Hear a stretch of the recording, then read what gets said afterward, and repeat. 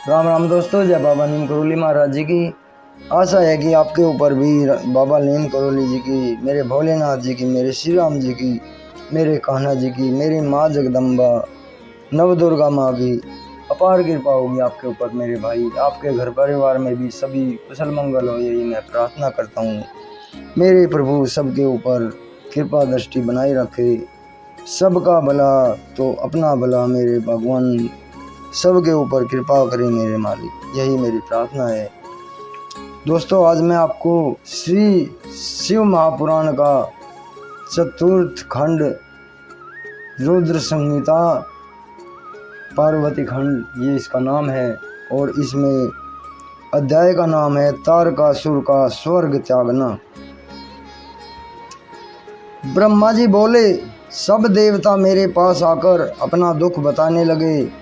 देवताओं का दुख सुनकर मैंने कहा, मैं तो तारकासुर को मार ही नहीं सकता। इसे तो मैं ही क्या, भगवान श्री हरि और भगवान शिव जी भी नहीं मार सकते, परंतु भगवान शिव के वीर्य से उत्पन्न पुत्र ही इसे मार सकता है। इसलिए दक्ष की पुत्री सती ने इस समय हिमाचल के यहाँ मैना के गर्भ से जन्म लिया है, जिनका नाम पार्वती है। उनका विवाह भगवान शिव से होगा। उससे जो पुत्र होगा वही तारकासुर को मार सकेगा। अब तुम लोग भगवान शिव के पास जाकर पार्वती का विवाह उनसे कराने का प्रयत्न करो। फिर मैं स्वयं तारकासुर के पास जाकर उसे समझाने का प्रयास करने लगा। मैंने उससे कहा, हे पुत्र, मैंने तुम्हें इसलिए वरदान नहीं दिए थे कि तुम अपनी सीमाओं को लांघ जाओ। यह स्वर्ग तो देवताओं के लिए बनाया गया है। तुम अति शीघ्र इसे छोड़कर पृथ्वी पर लौट जाओ और पृथ्वी पर ही राज्य करो, नहीं तो तुम्हें दुख भोगने पड़ेंगे। मैं उसे समझाकर चला आया। तारकासुर ने भी स्वर्ग को छोड़ दिया और पृथ्वी पर शोणित नगर पर शासन करने लगा। देवता स्वर्ग में इंद्र के साथ रहने लगे। सब देवताओं ने विचार करके शिव जी से विवाह की बात सोची। इंद्र ने कामदेव को बुलाकर उससे कहा, तुम शिव जी के पास जाकर उनमें काम उत्पन्न करो, जिससे पार्वती का विवाह उनसे हो सके। ब्रह्मा जी के वरदान के अनुसार तारकासुर को केवल भगवान शिव जी का पुत्र ही मार सकता था। कामदेव बोला, मैं इस कार्य को अवश्य पूरा करूँगा। कामदेव शिव की माया से मोहित होकर बसंत और रति के साथ वहाँ जा पहुँचा, और जहाँ पर भगवान शिव तपस्या में लीन थे, वहाँ पहुँचकर कामदेव ने अपनी माया फैलाई। उसने सुंदर सुंदर फल और फूल से वन उपवनों को सजा दिया।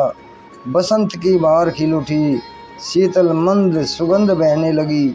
नदी व सरोवरों में कमल खिल गए। कोयल मधुर शब्द बोलने लगी, भौरे गुंजारने लगे। कामदेव ने संपूर्ण संसार को मुग्ध करने वाले बाण चलाए। इतना सब कुछ होने पर भी शिव जी पर इसका कुछ भी प्रभाव नहीं पड़ा। उसी समय जगत जननी पार्वती जी भी सखियों के साथ पूजा करने आई। वे एक तरह से कामदेव की सहायक बन गई। शिव जी का ध्यान हटा तो सकाम भाव से वे सोचने लगे कि यह सब क्या हो रहा है, मेरी तपस्या में विघ्न कैसे आ गया। शिव जी अपनी अद्भुत दशा को देखकर काम से पीड़ित होकर इधर उधर देखने लगे। उनके क्रोध से समस्त दिशाएं कांपने लगी। देवता डर गए। स्वयं कामदेव भी घबरा गए। कामदेव को धनुष धारण किए देखकर भगवान शिव के क्रोध में और बढ़ोतरी हो गई, जिससे उनका तीसरा नेत्र खुल गया और उनके तीसरे नेत्र की अग्नि से कामदेव उसी प्रकार भस्म हो गया, जैसे कोई फल वृक्ष से गिरकर समाप्त हो जाता है। यह देखकर पार्वती अपने घर चली गई। कामदेव के भस्म हो जाने पर उसी पत्नी रति विलाप करने लगी। उसके करुणापूर्ण विलाप को देखकर समस्त चराचर जीव भी दुखी हो गए। समस्त देवता रति को समझाने लगे और शिव जी को प्रणाम करके उनकी स्तुति करने लगे। शिव जी ने देवताओं से कहा, अब तो रति का पति भगवान श्री कृष्ण का पुत्र बनकर रुक्मिणी के गर्भ से उत्पन्न होगा। उसका नाम प्रद्युम्न होगा। संबर नाम का दानव उसे चुराकर समुद्र में फेंक देगा। यह रति संबर के नगर में निवास करेगी और इसे इसका पति मिल जाएगा। देवता बोले, हे महाप्रभु, कामदेव को तो हमने भेजा था, वह देव कार्य के लिए आया था। यह रति उस समय जीवित कैसे रहेगी, उस समय तक जीवित कैसे रहेगी, तब तक आप ही इसकी रक्षा करें। यह सुनकर भगवान शंकर बोले, देवताओं, यह कामदेव फिर तो शीघ्र ही जीवित हो जाएगा और मेरा गण बनकर आनंद करेगा। मैं शीघ्र ही तुम्हारा भी कार्य संपन्न करूँगा, परंतु यह बात किसी को पता नहीं चलनी चाहिए। अब तुम सब अपने अपने स्थानों को पधारो। कामदेव के भस्म हो जाने के पश्चात पार्वती जब अपने घर पहुंची तो उन्हें 24 घंटे खाते पीते, उठते बैठते, सोते जागते शिव जी का विरह सताने लगा। तब एक दिन ऋषि नारद घूमते फिरते हिमाचल के यहाँ पधारे। हिमाचल ने नारद का आदर सत्कार करके बैठाया। इसके पश्चात हिमाचल ने नारद जी को कामदेव के भस्म हो जाने और पुत्री पार्वती के द्वारा शिव पूजन करने का समाचार सुनाया। नारद जी पार्वती के पास जाकर बोले, हे पार्वती, तुमने बिना तप किए भगवान भोलेनाथ को प्राप्त करने की कोशिश की थी और तुम्हारे अंदर कुछ अभिमान भर गया था। अब तुम भगवान भोलेनाथ को प्राप्त करने के लिए तप करो। नारद जी ने पार्वती को ओम नमः शिवाय पंचाक्षर मंत्र की दीक्षा दी। उसकी विधि बताकर नारद वहाँ से चले गए। तो दोस्तों, ये पार्वती की आगे तपस्या का पाठ है, इसे वो सुनाता हूँ। नारद जी के बताए अनुसार पार्वती ने अपने पिता हिमाचल से शिव जी को प्राप्त करने के लिए तपस्या करने की आज्ञा मांगी। पिता हिमाचल ने कहा, तुम अपनी माता से पूछकर तप करने चली जाओ।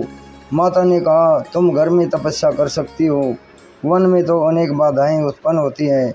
स्त्रियों का शरीर वन में रहकर तप करने योग्य नहीं होता। पार्वती यह सुनकर अत्यधिक दुखी हुई। पुत्री को दुखी देखकर माता ने वन में ही तपस्या करने की आज्ञा प्रदान कर दी। पार्वती माता पिता को प्रणाम कर उस स्थान पर गई जहाँ शिव जी ने कामदेव को भस्म किया था और जहाँ से गंगा निकली थी। वहाँ पार्वती ने वेदी का निर्माण करके पंचाक्षर मंत्र ओम नमः शिवाय का जप करने का प्रण लिया और वे ओम नमः शिवाय मंत्र का जप करने लगी।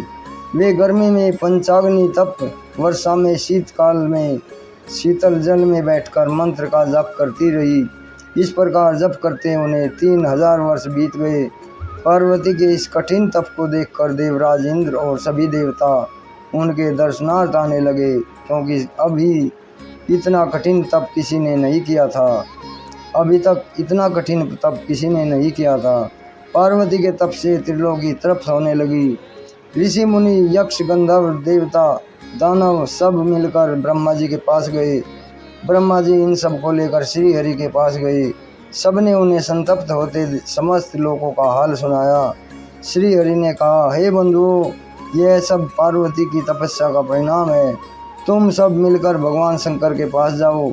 और यह सुनकर कामदेव के भस्म हो जाने का स्मरण कर सब कांपने लगे। इस पर श्री हरि ने उन्हें समझाया कि तुम लोग डरो मत। भगवान शिव बहुत ही दयालु हैं, वे हम सबके स्वामी हैं, वे हम पर जरूर दया करेंगे, वे हमारी अवश्य रक्षा करेंगे, इसलिए तुम सब उनकी शरण में शीघ्र पहुँचो। तब श्री हरि की बात मानकर सभी लोग शंकर भगवान की शरण में पहुँचे। नारद जी को आगे करके सभी व्यक्तियों ने आनंद पूर्वक उन्हें प्रणाम किया और उनकी स्तुति करने लगे। सभी बोले, हे भगवान, हम आपकी शरण में आए हैं, आप हमारी रक्षा करें। तब भगवान शंकर ने ब्रह्मा जी को संबोधित करते हुए पूछा, आप लोग यहाँ मेरे पास किस लिए आए हैं? श्री हरि ने कहा, भगवान, तारकासुर के कारण हम सब पीड़ित हैं, उसने हमें अपने स्थान से दूर कर दिया है।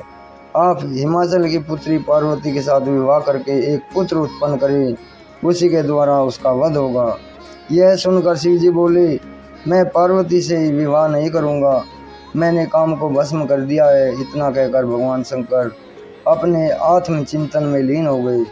इस पर सभी ने नंदीश्वर के कहने पर पुनः उनकी स्तुति की। शिव जी पुनः अपने ध्यान से जागे और देवताओं के अभिलाषा को समझकर बोले, यह विवाह बंधन का कारण है, परंतु मैं भक्तों के अधीन होने के कारण अनुचित कार्य भी कर बैठता हूँ। इसी कारण मैं आप लोगों की अनुचित इच्छा को भी पूर्ण करूँगा। तुम्हें तारकासुर के उपद्रवों से निजात दिलाने के लिए मैं अनिच्छा से भी पार्वती के साथ विवाह करूँगा। अब तुम लोग निर्भय होकर अपने अपने स्थानों को पधारो। इतना कहकर उन्होंने मौन धारण कर लिया।